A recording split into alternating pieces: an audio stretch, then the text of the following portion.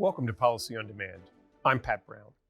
We're filming today at PwC's 6th International Tax Conference, and joining me to discuss considerations and challenges that companies are facing around tax compliance is John Kulich. John, welcome.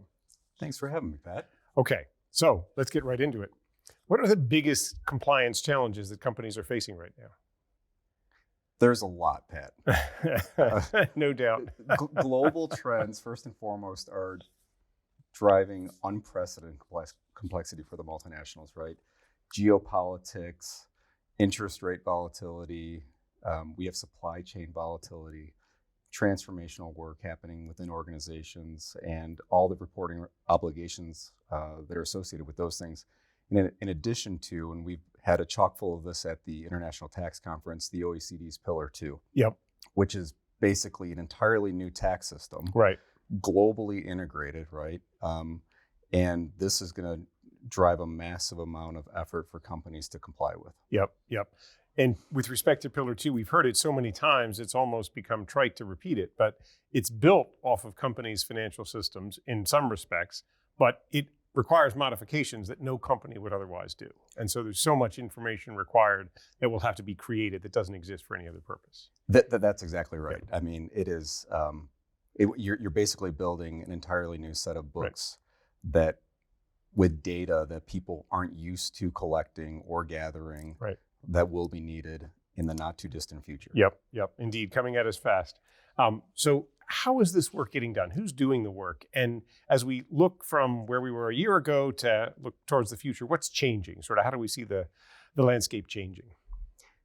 Last year we had the same conversation. Yeah. And I think I said that tax departments are doing more with less, or being asked to do more with less. And that has not changed. When we talk to organizations, they're concerned about what's on their plate right now. They have limited resources, so resource constraint for sure, right? Other projects are going on. What are the other business initiatives that are happening? How does tax overlay with that? And then going back to Pillar 2 for a second, and now I have this to deal with, right? So who's doing the work?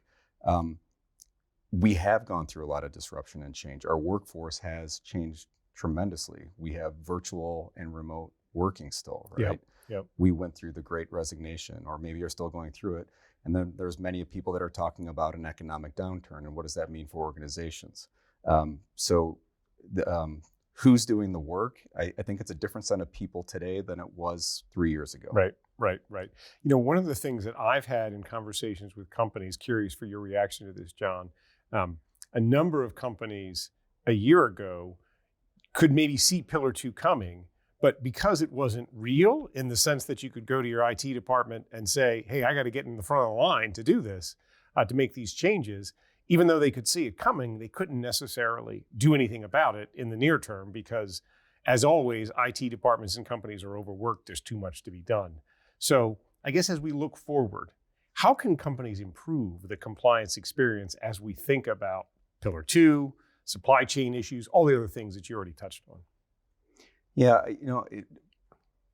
when I'm talking to my clients and other organizations, right now the discussions are being held with their stakeholders and their bosses. Right. Like it went from this might be coming, maybe something will happen and it won't come, but it's coming now. And everybody knows that, right? So there's an aspect to operational readiness on there.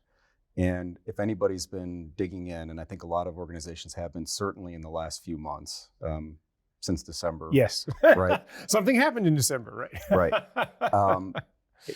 And you're in good company if you haven't figured it all out yet, right? But the starting point is really looking at what is the data that's going to be required.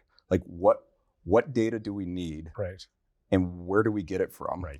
And then the third part is well, how do we use it? How do we transform it and do it in such a way where we can use the data for a lot of purposes and not just the singular purpose, right? And so I think that there's a lot of organizations are going through digital transformation in a lot of areas. Use ESG as an example, right?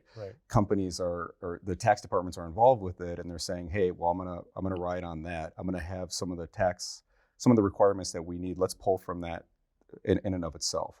And separately, I think that the tax department needs to be working with its stakeholders and making sure that they're getting the information that they need holistically to complete this. But it is challenging. I don't think it's just the tax department's job. Right. I think, in fact, a lot of tax departments would say, hey, we could do the calculations, but we need the data. Need the data, absolutely. And the people that can get the data are going to say, well, tell me what data do you need? So this is really going to be a team effort to get it done. Right. So this key point about engagement with stakeholders, essentially one of the things we used to say at my own company was you need to get out of your comfort zone. And I think for a lot of folks within tax departments, it is going to require a different level of engagement with other stakeholders within the company, and frankly as well outside the company, right? Engaging with other companies, understanding what they're doing, also engaging with service providers to see how they could help. Yeah, all that's true, and I think it's going to come down to the workforce that we have. They have to be upskilled on this, and these are, well, they're not even rules yet because nobody's actually enacted them. Right. But we have the models, right? So people have to be upskilled into what are the rules, what do they say, what are they going to say, right? So our own teams need to be upskilled on this, like the tax departments. And then the other aspect is, well, what can we do with the technology? If we're being asked to do more with less, how are we smart about our process, right? So I think that there should be a big assessment right now in terms of operational readiness, so that we're prepared for this, which is happening in less than a year. Yeah. Well, look, John, we could spend a lot longer talking about this, and I'm sure you are spending a lot of time talking about this with lots of companies, but I think we're going to have to leave it there. So thanks very much for joining and sharing your insights. Thanks for having me, Pat.